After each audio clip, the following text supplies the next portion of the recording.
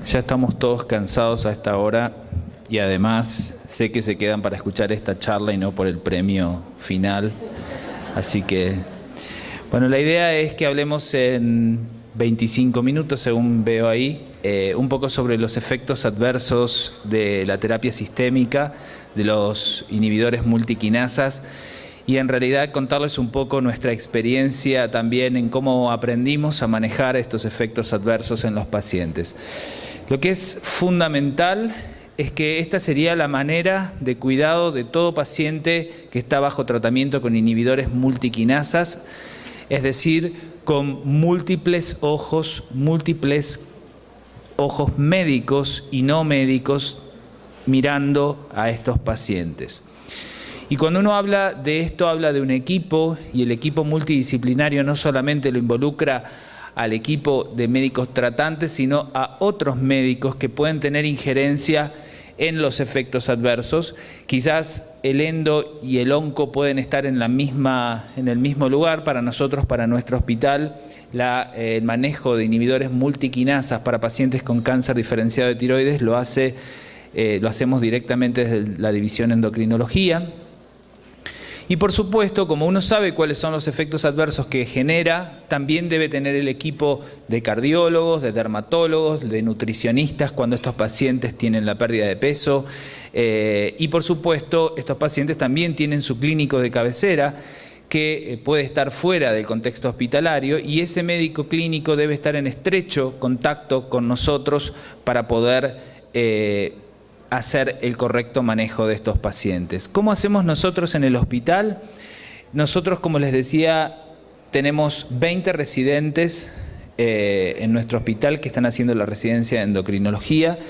Por lo tanto, eso alcanza para que a lo mejor cada residente tenga su paciente a cargo con inhibidor multiquinasa.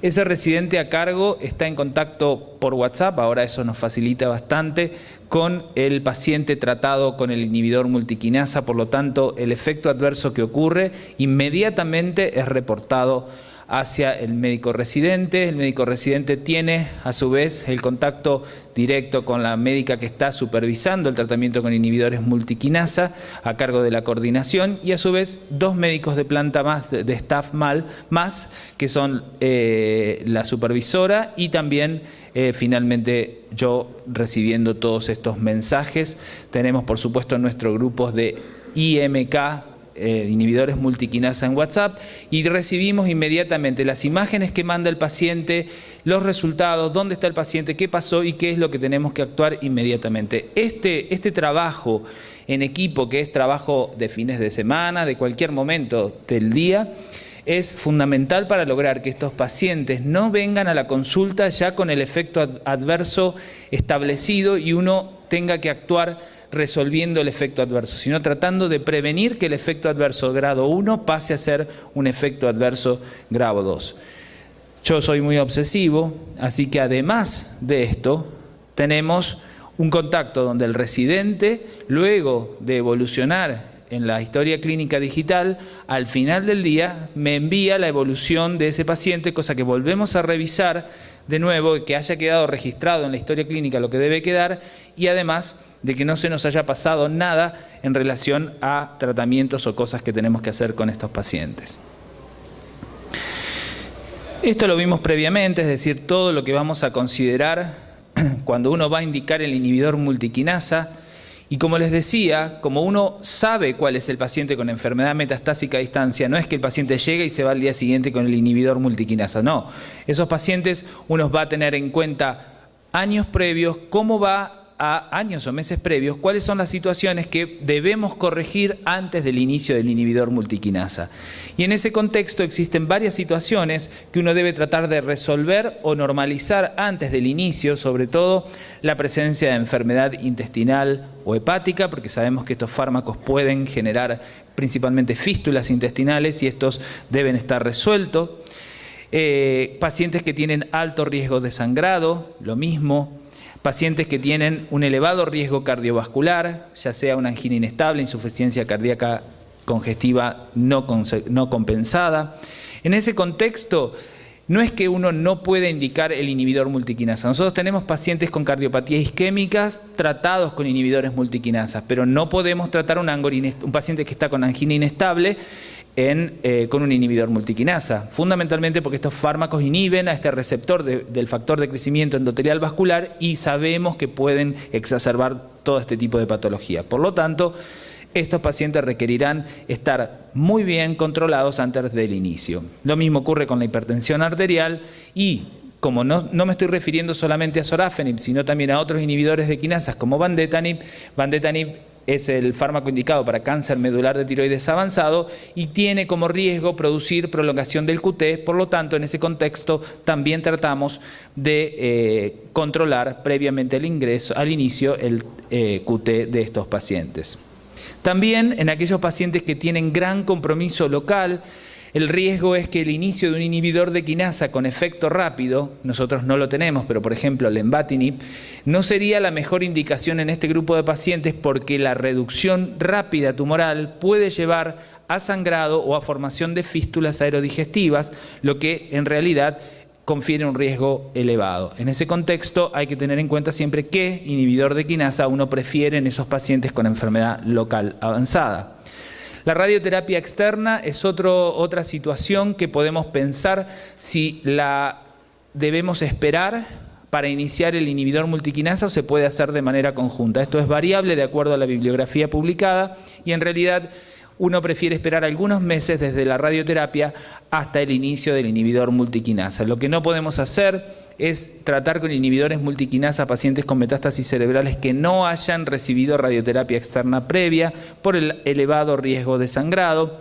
También estos pacientes suelen deprimirse muy frecuentemente por los efectos adversos, por acción de su enfermedad y están descritos intentos de suicidio. Por lo tanto, si uno va a tener pacientes tratados con inhibidores multiquinasas, debe resolver psiquiátricamente esta situación antes de iniciarlos. Y también ya veremos qué medicación uno tiene que tener en cuenta. También la decisión es una decisión tomada en forma conjunta con el paciente. Y aquí a veces es muy difícil porque uno le explica al paciente qué es lo que significa sobrevida libre de progresión. Significa que vamos a mantener la enfermedad estable. ¿Me voy a curar, doctor? No, lamentablemente no se va a curar. Y eso tiene un impacto muy importante porque uno le está diciendo al paciente que vamos a detener probablemente la progresión de la enfermedad, quién sabe por cuánto tiempo, 1 año, 2, no se va a curar de su enfermedad y va a haber aparición de efectos adversos que son impredecibles, que uno le explica al paciente, le dice, no es que usted va a tener esto, esto y esto, puede tener todo este abanico de situaciones, pero no sabemos cuál es de estos efectos adversos el que usted va a presentar. Y para eso les cuento el caso de una paciente que tenía un cáncer folicular avanzado de 10 años de evolución. Esta paciente había tenido intervención quirúrgica en otro centro y tiene una recidiva local. Esta paciente tenía 500 milicuries de yodo radioactivo acumulados y en nuestro hospital recibe 2 intervenciones quirúrgicas locales. Finalmente esta paciente termina con una traqueostomía y en el 2013 se le diagnostican una metástasis pulmonar. Por lo tanto, una paciente con alto riesgo de mortalidad. Acá vemos cuando, posterior a la traqueostomía y a la resección, esta paciente presenta todavía enfermedad estructural por arriba de la traqueostomía y metástasis pulmonares. Como es muy frecuente que ocurra en los pacientes hospitalarios y principalmente pacientes de bajos recursos, desaparece de la consulta y esta paciente vuelve 1 año posterior con esta situación. Una imagen local por arriba de la traqueostomía con, por supuesto, una progresión no solamente a nivel local, sino a nivel pulmonar. En ese momento le ofrecemos, obviamente hablamos del inicio de terapia, la paciente era muy lúcida y muy consciente de lo que quería para su vida. Ella dijo, yo no quiero recibir ningún fármaco. En ese contexto uno no puede obligar a los pacientes a que tomen un fármaco que sabemos que tiene esto de generar una sobrevida libre de progresión y que probablemente aumente la sobrevida en aproximadamente 1, 2 o 3 años, pero no podemos obligar al paciente. Obviamente que esa paciente firma, porque legalmente uno tiene que cubrirse en ese contexto, y recibe radioterapia externa. Ella aceptó sí recibir radioterapia externa, pero no sorafenib. Así que 6 meses después, esta paciente llega con una hemiparesia, con metástasis cerebrales, y en ese momento nos viene a pedir por favor que iniciemos el tratamiento. Claro, esta paciente estaba muy acostumbrada a la sintomatología que le generaba el estar sin laringe, el estar con la traqueostomía, el estar con la masa local que no le dolía, pero cuando aparece la sintomatología general es cuando pide iniciar el tratamiento. Obviamente que ya estábamos tarde, iniciamos radioterapia externa y esta paciente falleció en los 2 meses posteriores. Esto nos deja una enseñanza de cómo uno tiene que plantear el inicio de los inhibidores de quinasa en estos pacientes, y la verdad que finalmente es una decisión de nuevo conjunta paciente-médico. Con respecto a los efectos adversos, ya hemos visto hoy todos los efectos adversos. Acá está en la lista de efectos adversos reportados en los distintos estudios y los efectos adversos severos. Y vemos aquí lo que vimos esta mañana con respecto a los efectos adversos graves que ocurren con sorafenib. Lo que es fundamental es que uno tiene que tener la evaluación basal de todos los pacientes, desde el examen físico, laboratorio, la evaluación cardiovascular. Esto es indispensable para iniciar cualquier tratamiento con inhibidor multiquinasa, y considerar cuáles son las contraindicaciones de indicación de inhibidor multiquinasa en estos pacientes. Y además, advertir a los pacientes de los efectos adversos. Lo que se sabe es que si uno le dice al paciente que puede presentar le muestra el efecto adverso que puede presentar, la impresión que genera eso cuando el paciente ve su propio efecto adverso en él mismo es menor, y uno logra una mayor adherencia al tratamiento con estos fármacos. La comunicación debe estar presente siempre, como les dije, y es fundamental para que el paciente llegue rápidamente a la guardia o a la consulta. Inmediatamente aparece efectos adversos, que pueden ser efectos adversos o no, como nos ocurrió con un paciente que se tomó 2 dosis juntas de vandetanib. Vandetanib es un fármaco muy tóxico desde el punto de vista cardiovascular porque prolonga el QT. Imagínense 2 dosis en el mismo día, casi que es un paciente de riesgo y que debe ir inmediatamente a monitoreo cardíaco para evaluar la función cardíaca, sobre todo la prolongación del QT. Entonces, esa comunicación rápida debe estar constantemente en todos los pacientes. Y por eso le digo que es prácticamente imposible manejar esto desde un lado solo, porque yo por día recibo a lo mejor fotos de un lado, fotos del otro. Lo que pasó con esta paciente realmente es un equipo el que debe moverse con los efectos adversos de estos pacientes. Nosotros en el hospital tenemos obviamente una lista para los médicos porque los efectos adversos se miden en grados y no todos nos acordamos todo el tiempo de los grados, es decir, qué grado tiene de efecto adverso. Por lo tanto, el residente tiene, cuando está evaluando, la planilla con el efecto adverso y la graduación de efecto adverso, y a su vez la planilla de estudios, tanto de laboratorio como monitoreo electrocardiográfico y ecocardiográfico en la historia clínica, para saber qué le corresponde y en qué momento tenemos que evaluarlo. Específicamente con vandetanib, que es un fármaco que actúa a nivel principalmente indicado para pacientes con cáncer medular avanzado, lo que uno sabe es que en estos pacientes tienen contraindicaciones absolutas, no pueden ser indicados en los que tienen prolongación del QT o todas las drogas que prolongan el QT, o cuando existe un QT por arriba, un QT corregido por arriba de 480 milisegundos, bradiarritmias o insuficiencia cardíaca. Esos pacientes no van a poder recibir vandetanib. Entonces, si esos pacientes están recibiendo drogas que prolongan el QT, hay que suspendérsela, hay que corregir todos los trastornos hidroelectrolíticos y metabólicos que pueden alterar el QT y reducir las dosis cuando exista insuficiencia renal. También uno tiene que estar muy atento con los fármacos que provocan incremento del QT. Por lo tanto, el laboratorio, en este caso el laboratorio Genzyme, lo que hizo es desarrollar una tablita con todos estos fármacos que se la da al paciente. Eso lo trabajamos en conjunto porque en realidad creemos que es importante que ese paciente lleve consigo esa tabla de fármacos que prolongan el QT y que estarían contraindicados a tomar. Fundamentalmente son los antibióticos, los más frecuentes, como la acitromicina, la claritromicina, que son fármacos que son relativamente usados muy frecuentemente.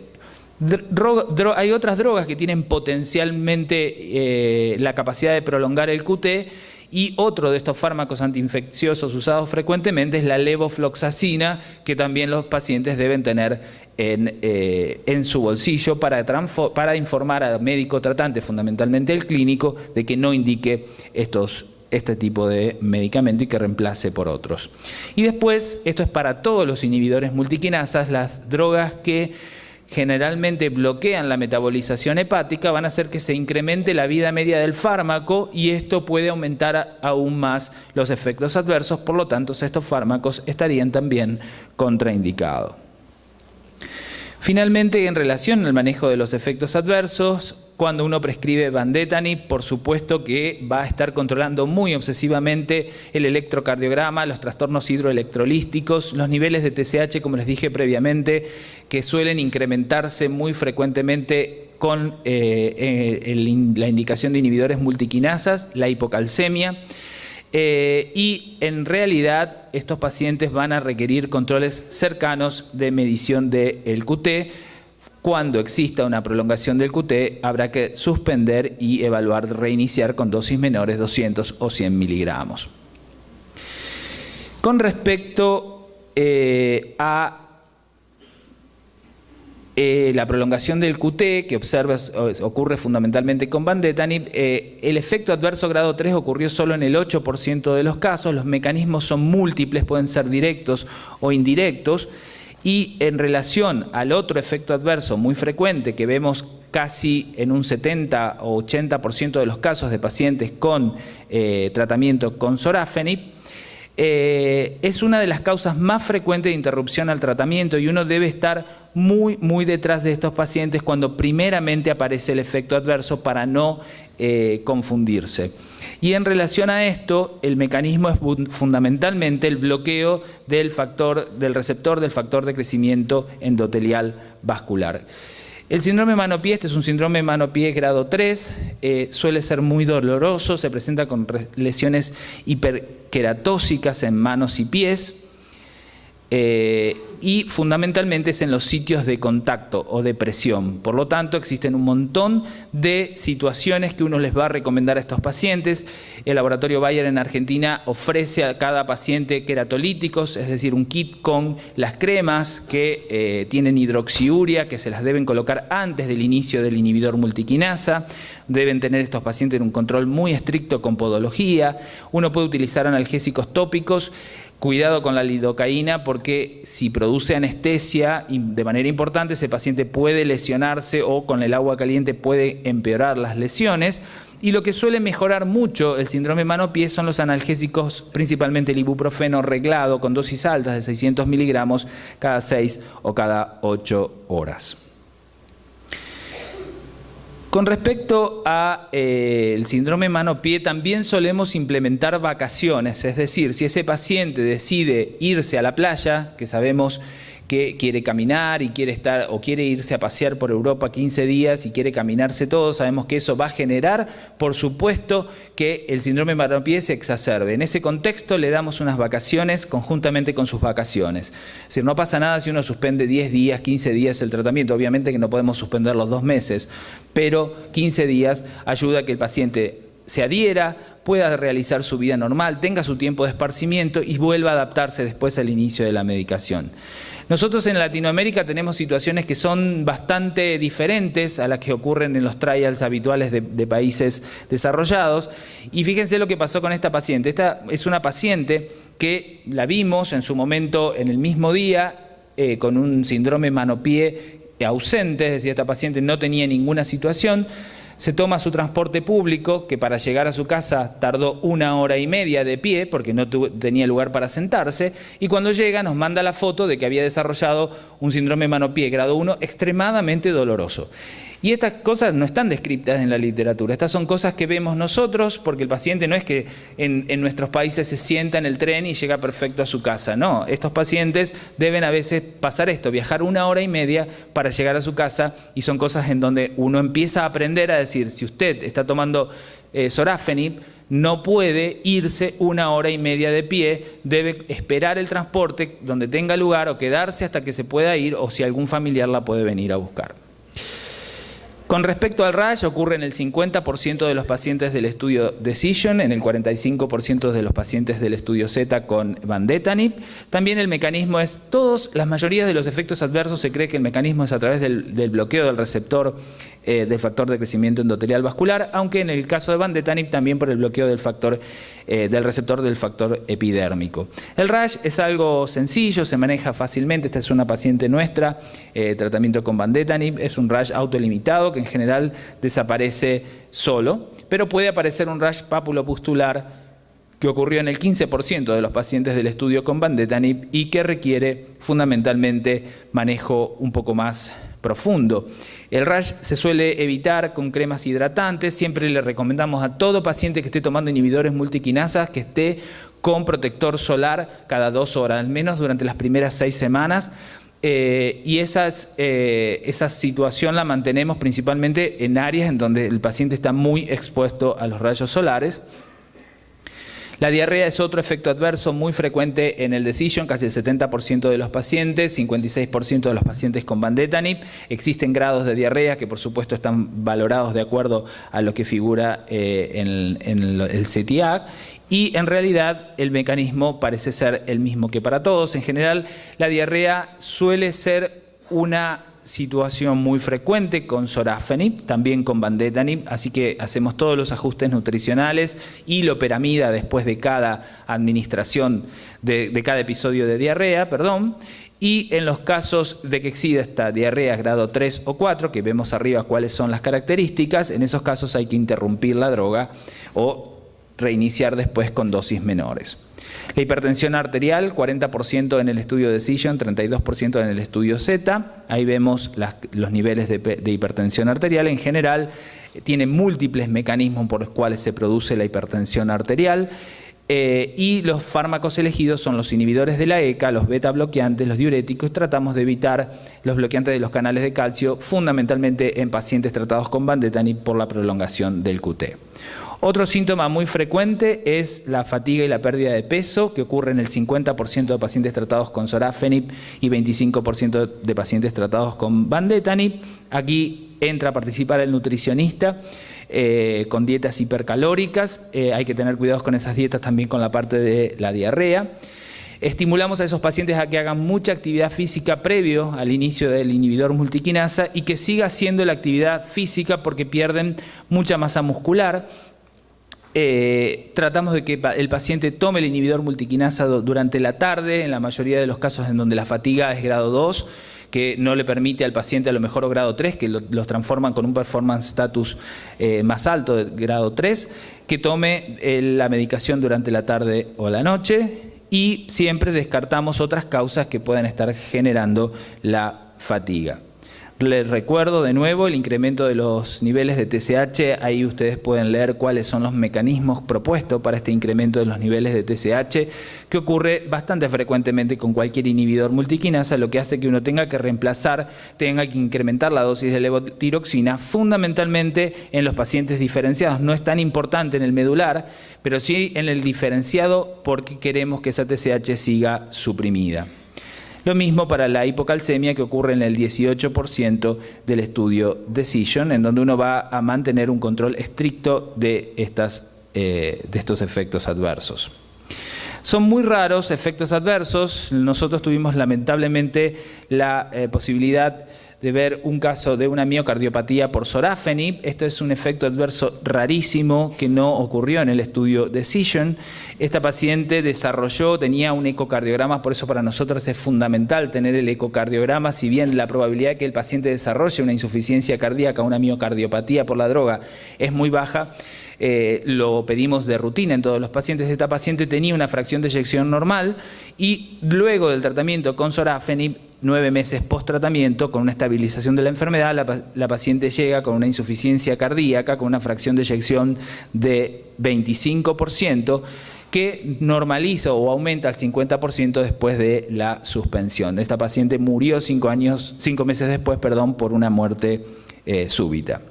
En general, la incidencia en los metaanálisis de varios inhibidores multiquinasa, la incidencia de miocardiopatía por sorafenib es del 1.4% y hay otros reportes aislados también con sunitinib. La proteinuria es otro efecto adverso, ocurre en el 11% de los pacientes, no tanto con sorafenib, sí mucho más con lenvatinib, en donde puede llegar a ser efecto adverso serio, grave, que lleve a la suspensión de la droga. El carcinoma epidermoide, como les mostré hoy a la mañana, ocurre en el 3.4% de los pacientes con tratamientos con sorafenib y hasta en el 25% de los pacientes con vemurafenib. Este es el paciente que luego de 50 meses de tratamientos con sorafenib hizo 3 carcinomas epidermoides, 2 en el antebrazo y 1 en su oreja. Y en realidad uno no suspende el tratamiento con el inhibidor multiquinasa, uno trata estas lesiones que en general tienen un potencial maligno bajo, las intervienen quirúrgicamente el dermatólogo y finalmente continúa el tratamiento. Finalmente, trombocitopenia, el caso que les conté esta mañana de la paciente que hizo una trombocitopenia grado 3 con menos de 25.000 plaquetas, ocurrió trombocitopenia general en el 18% del estudio Decision, en 7% de pacientes tratados con sunitinib.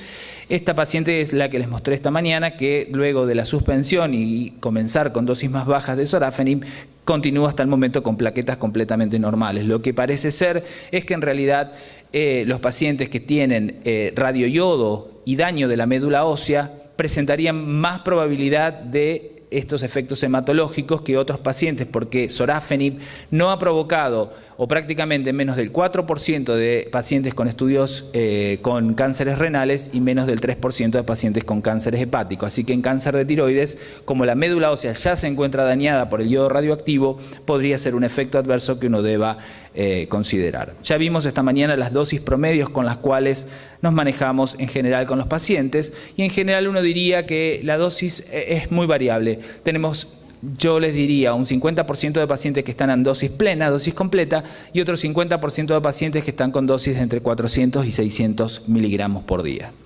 Para terminar, con 12 segundos, me queda para decirles que los efectos adversos son usualmente manejables, hay que ser muy obsesivos con el seguimiento, con el monitoreo de la presión arterial. El paciente debe controlarse, autocontrolarse la presión arterial, con el electrocardiograma, fundamentalmente en aquellos pacientes que reciben Vandetanib, con el laboratorio y el ecocardiograma.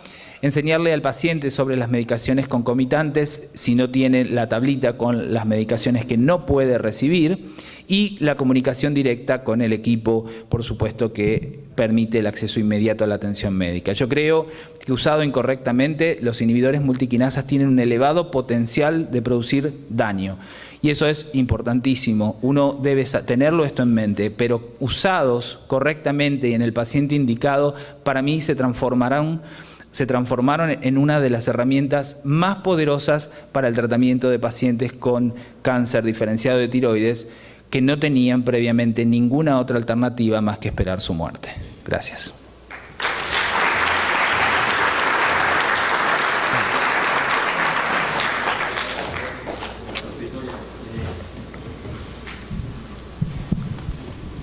¿Aló? Hay una pregunta que hace el auditorio, me la hacen llegar a mí.